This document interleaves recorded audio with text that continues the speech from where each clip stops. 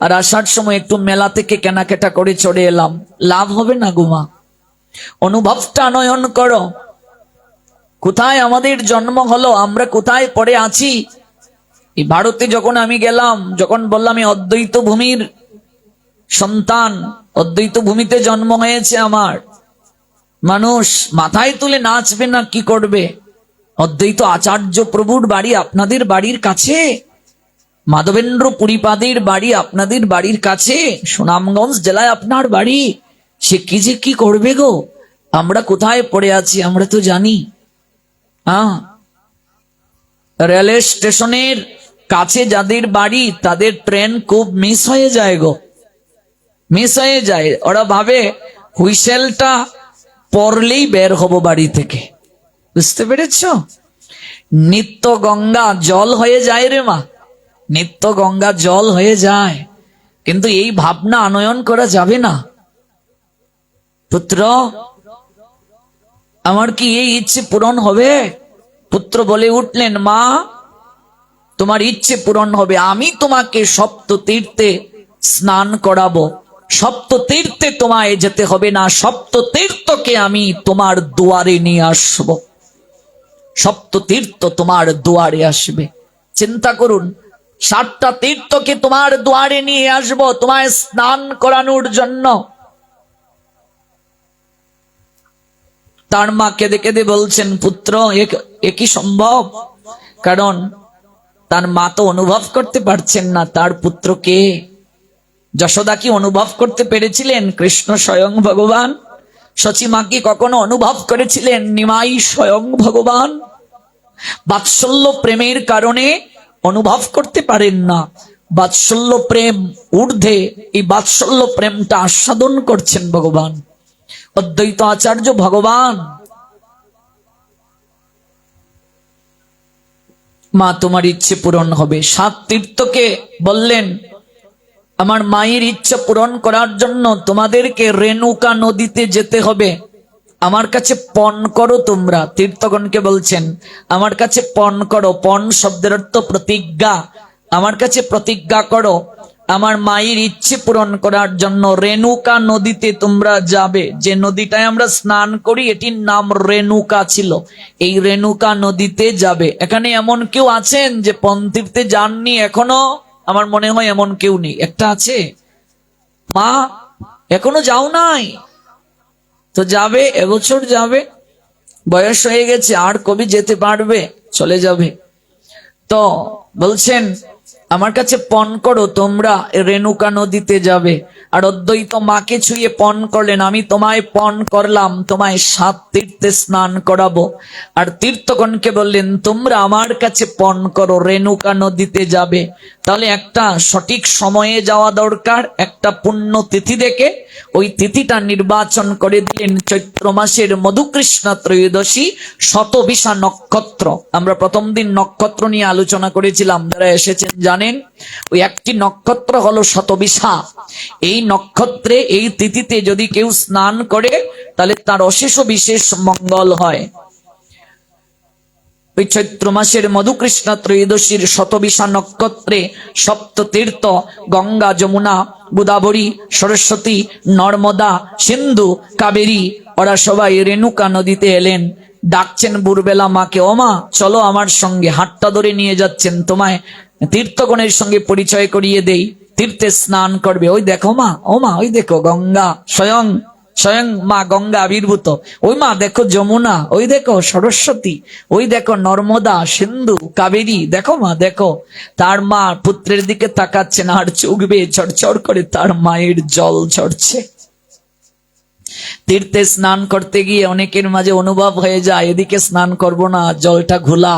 হ্যাঁ, অনুভব যদি এরকম হয়, তুমি যদি এই তীর্থে গিয়ে এই অনুভবটা না আনো যে 7 তীর্থ গঙ্গা স্বয়ং মা, এখন এই যুগ যখন শুরু হয়ে গেছে, মা গঙ্গা এখানে আছেন, যমুনা আছেন। যমুনায় স্নান করতে গেলে তোমাকে ওই উত্তরপ্রদেশে যেতে হবে, বৃন্দাবনে যেতে হবে।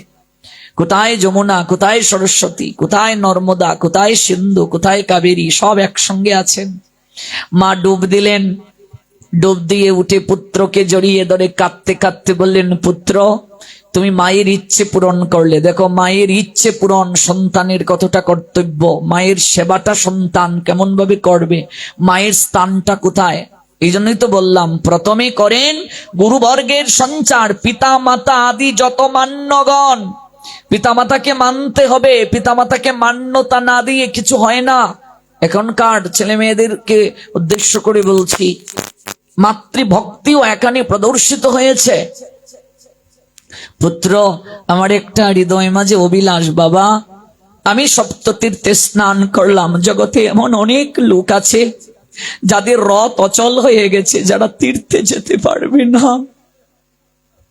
জগতে মহান যারা, মহীয়সী যারা, নিজের জন্য কেবল চিন্তা করে না, মারে তারা জগতের কল্যাণের কথা চিন্তা করে, জগতের মঙ্গলের কথা চিন্তা করে। আমি তো কেবল আমি কি করে খাবো, আমি কি করে ঘুমাবো। কিন্তু জগতে মহান যারা, শ্রেষ্ঠ যারা, ওরা কেবল নিজের চিন্তা করে না, ওরা অপরকে সুখী করে সুখী হয়, অপরকে আনন্দ দিয়ে আনন্দ পায়, অপরকে খাইয়ে নিচে আনন্দ পায়। এটা হলো জগতে মহৎ যারা, তাদের হৃদয়ের ইচ্ছে। সেদিন যদি অদ্বৈত আচার্যের মা এই চিন্তাটা না করতেন, আমরা পেতাম না। পুত্র, জগতে এমন অনেক লোক আছে যাদের রথ অচল হয়ে গেছে, কিংবা অর্থ নেই, সামর্থ্য নেই সপ্ততীর্থে স্নান করার। জগতে সবার জন্য তুমি একটা ব্যবস্থা যদি করতে পুত্র। মাকে তখন বললেন, মা আমি কথা দিলাম তোমার কাছে, প্রতি মাস প্রতি বছরে ওই চৈত্র মাসের মধুকৃষ্ণা ত্রয়োদশীর শতবিশা নক্ষত্রে সপ্ততীর্থ এখানে আসবে। মহাপাপীও যদি এই জায়গায় গিয়ে নয় আর সপ্ততীর্থে প্রণাম নিবেদন করে, মহাপাপী এই জগতে মহাপাপী মহাপতিত, পাপ করতে করতে পাপের অন্ত নাই যার, সেও যদি এই জায়গায় প্রেম লাভের জন্য এসে ডুব দেয়, সপ্ততীর্থে স্নান করে, সে পাপ থেকে নির্মল হবে এবং সে অহৈতুকী কৃষ্ণ প্রেম লাভ করবে, ভক্তি লাভ করবে।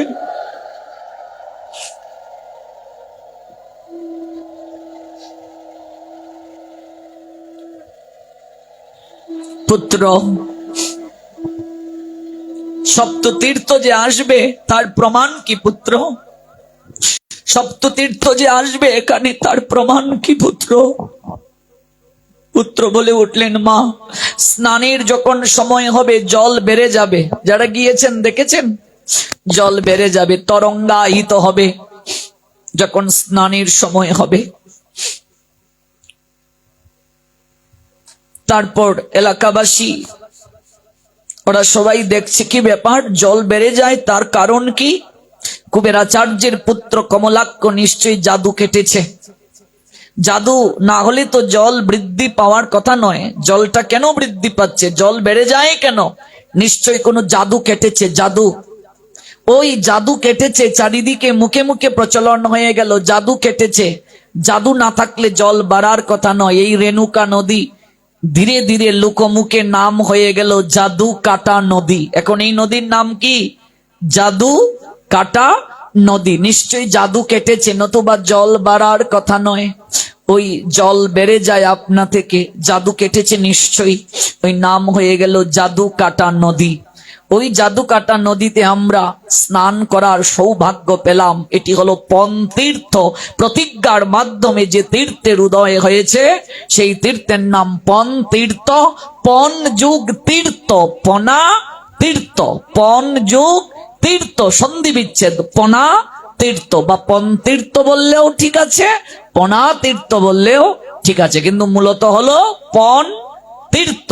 পন তীর্থ, প্রতিজ্ঞার মাধ্যমে যে তীর্থের উদয় হয়েছে তাকে বলে পন তীর্থ। সেই অদ্বৈত আচার্য প্রভুর বাবা কুবেরাচার্য, তিনি ছিলেন রাজা দিব্য সিংহের মন্ত্রী।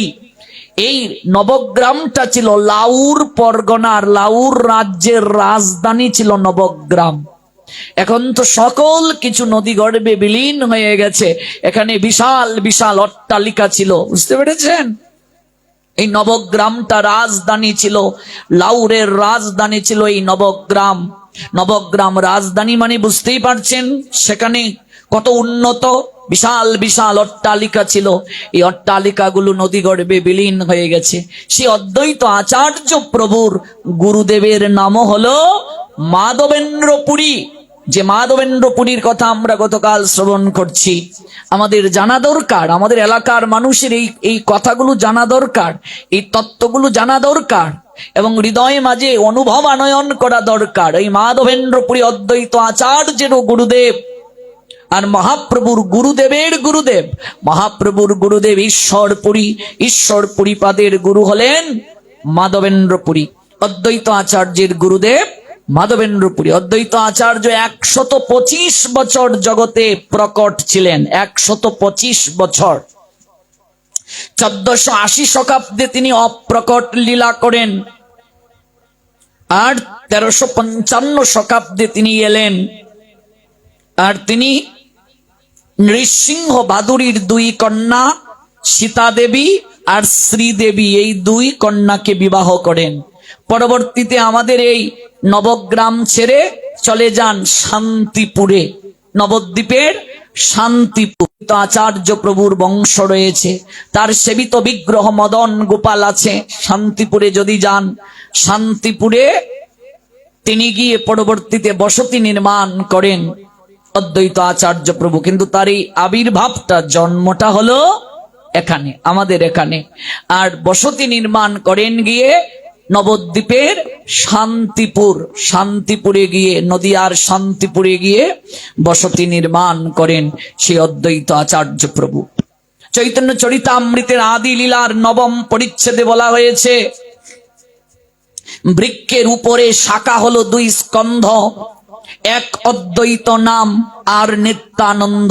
ওই দেহটা যদি, এই দেহটা যদি বৃক্ষ হয়, মনে করুন এই দেহটা যদি বৃক্ষ হয়, এই বৃক্ষের 2টা স্কন্ধ, বৃক্ষের 2টা স্কন্ধ, এক হলেন অদ্বৈত আর এক হলেন নিত্যানন্দ। বামেতে অদ্বৈত প্রভু, দক্ষিণে নিতাই, আর মদ্দাসনে বসিলেন আমার শ্রী চৈতন্য গোসাই। গৌর প্রেমানন্দে। বামেতে অদ্বৈত প্রভু, দক্ষিণে নিতাই, মদ্দাসনে বসিলেন আমার চৈতন্য গোসাই। বৃক্ষের উপরে শাখা হলো 2 স্কন্ধ, এক অদ্বৈত আর নাম নিত্যানন্দ। গঙ্গা জলে তুলসী মঞ্জুরি অনুক্ষণ, কৃষ্ণ পাদ পদ্ম ভাবি করে সমর্পণ, কৃষ্ণের আহ্বান করে করিয়া হুঙ্কার, এমতে কৃষ্ণের করাইল অবতার। চৈতন্যের অবতারে এই মুখ্য হেতু, ভক্তের ইচ্ছায় অবতরে ধর্ম সেতু। গঙ্গা জল আর তুলসী ওই প্রতিদিন ভগবানের উদ্দেশ্যে নিবেদন করে 2 বাহু তুলে কেঁদে কেঁদে ডেকেছিলেন, নেমে আসো প্রভু, প্রভু গো তুমি নেমে আসো। যে আনিল শ্রীকৃষ্ণ চৈতন্য অবনীতে, যাহার নির্মল যশ ব্যাপিল জগতে, শ্রী গৌর অভিন্ন তনু অদ্বৈত আমার। মনে রাখবে, অদ্বৈত আচার্য হলেন মহাপ্রভুর অভিন্ন শরীর, মহাপ্রভুর অভিন্ন শরীর ভগবান অদ্বৈত। শ্রী গৌরবিন্ন তনু অদ্বৈত আমার। আর জগৎ জননী সীতা ঘরণী যাহার, সীতা দেবী, সীতা ঠাকুরানী কি জগৎ জননী। যে আনিল গুড়া চাঁদে হুঙ্কার করিয়া, গাওয়ায় গৌরাঙ্গ গুণ ভুবন বরিয়া। জয় জয় অদ্বৈত আচার্য দয়াময়, যাহার হুঙ্কারে গৌর অবতার হয়। তাহার চরণে যেবা লইল শরণ, সেজন পাইবে শ্রী গৌরাঙ্গ চরণ, সেজন পাইবে শ্রী গৌর প্রেমধন।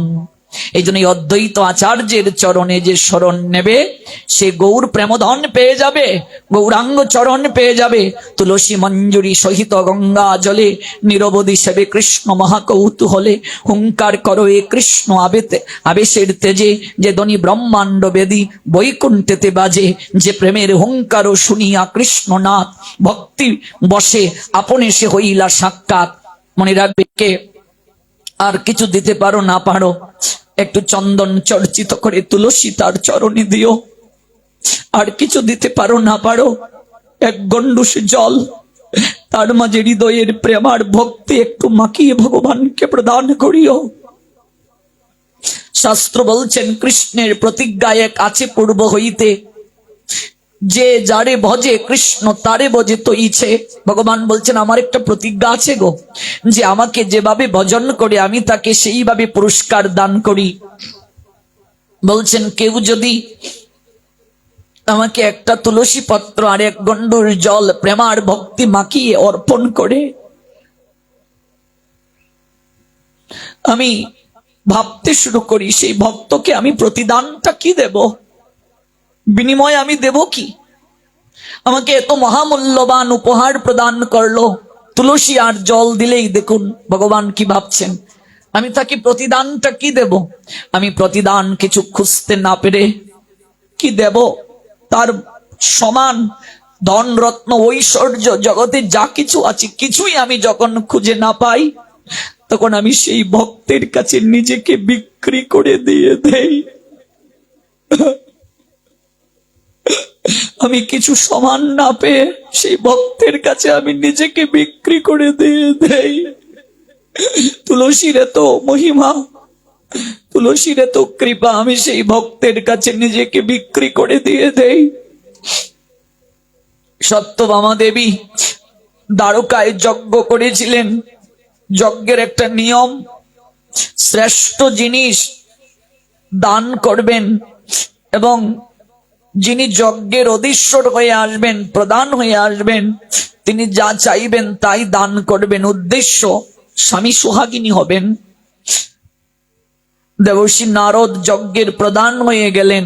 যজ্ঞ যখন সম্পূর্ণ হলো, সত্যভামা দেবী তখন বললেন, দেবর্ষি এবার তো যজ্ঞ সম্পূর্ণ হলো, যজ্ঞ অন্তে দক্ষিণা দিতে হয়, দক্ষিণাবিহীন সকল কিছু নিষ্ফল, তাই কি দক্ষিণা আপনি আমার কাছে চান? দেবর্ষি নারদ একটু পরীক্ষা করতে চেয়েছিলেন। সত্যভামার মনে একটু অহংকার এসে গিয়েছিল, আমি দ্বারকার পাট রানী, আপনি যা চাইবেন আমি আপনাকে তাই দেব, কি চান আপনি আমার কাছে দক্ষিণা? তখন নারদ বলে উঠলেন, আমি কৃষ্ণকে দক্ষিণা স্বরূপ চাই। কি চাই? আমি কৃষ্ণকে চাই, কৃষ্ণকে আমি দক্ষিণা স্বরূপ চাই। সত্যভামা তখন চরণে পড়ে গেলেন, দেবর্ষি যার প্রীতি প্রাপ্তির জন্য, যার হইত কি প্রণয় পাওয়ার জন্য আমি এই যজ্ঞ করলাম, তাকেই যদি আপনি দক্ষিণা চান, আমি কি নিয়ে থাকবো দেবর্ষি? কৃষ্ণ ব্যতীত যা চাইবেন আমি আপনাকে তাই দেব। দ্বারকার ধন রত্ন ঐশ্বর্য কোনো কিছুর অভাব নেই, আপনি যা চাইবেন আমি আপনাকে তাই দেব। কৃষ্ণের সম পরিমাণ আমি ধন রত্ন ঐশ্বর্য আপনাকে দেব। নারদ মনে মনে বলছেন, দেবী তুমি আমার প্রভুর সমান ধন রত্ন ঐশ্বর্যকে মিলাতে চাচ্ছ? দেবী তুমি দ্বারকার পাটরানী হয়েছ, বহু জন্মের সৌভাগ্যের কারণে তুমি আমার প্রভুর সহচরী হয়েছ, সহধর্মিনী হয়েছ, পত্নী হয়েছ, কিন্তু তুমি আমার প্রভুকে কতটা চিনতে পেরেছ? তুমি আমার প্রভুর সম ধন রত্ন ঐশ্বর্য আমায় দিতে চাও, সমান প্রভুর সমান ধন রত্ন তুমি করতে চাও। এই জগৎ সংসারে ধন রত্ন ঐশ্বর্য দ্বারা কখনো কৃষ্ণকে পরিমাপ করা যায় না, ভগবান পরিমাপ করা যায় না রে মা। একদিকে ভগবান কৃষ্ণকে বসানো হলো, আর পাল্লার আরেক দিকে দ্বারকার ধন রত্ন ঐশ্বর্য বসানো হলো, কিন্তু কোনো কিছু দ্বারাই ভগবান কৃষ্ণের সমান করা গেল না। এটি কি করা সম্ভব? তখন দেবর্ষি নারদ বললেন, দেবী আপনার যজ্ঞ নিষ্ফল হয়ে গেল, সম্পূর্ণ হলো না, কারণ আপনি যজ্ঞ অন্তে দক্ষিণা দিয়ে আমায় বিদায় দিতে পারলেন না। মনে রাখবেন, আপনি যাই প্রদান করবেন দক্ষিণা দেবেন, সামর্থ্য অনুযায়ী যাই পারেন দক্ষিণা দিন। আপনার অর্থ নেই, আপনি একটা ফল হলেও দিন। আপনার কোনো কিছু নেই, দুফোঁটা নয়নের জল হলেও দক্ষিণা দিন। ভাগবত পাঠ শুনে দক্ষিণা না দিয়ে যাবেন না। বস্ত্র দান করবেন দক্ষিণা, গুরু বৈষ্ণব গেলেন দক্ষিণা, সেবা দিয়েছেন সামর্থ্য অনুযায়ী দক্ষিণা দিন, আপনার যাই সামর্থ্য। দক্ষিণার জন্য হরিশ্চন্দ্র রাজা চণ্ডালের কার্য নিয়েছিলেন, দক্ষিণার টাকা জোগাড় করতে পারেন নাই। জানেন তো নিশ্চয়ই আপনারা সেই লীলা। তার স্ত্রী শৈব্যা ব্রাহ্মণের গৃহের পরিচারিকা হলেন পতির ধর্ম রক্ষা করার জন্য। তুমি দক্ষিণা দিতে ব্যর্থ হয়ে গেছো দেবী, যজ্ঞ সম্পূর্ণ হলো না, আমি চলে যাই, নতুবা কৃষ্ণকে আমি নিয়ে যাই। তখন সত্যভামার চোখ বেয়ে জল ঝরতে শুরু করলো। এবার সত্যভামার চিত্তটা গলে গেল। তখন তিনি বললেন, দেবর্ষি, আমি বড় কাঙ্গালিনী। নারদ বললেন, মনে মনে একটু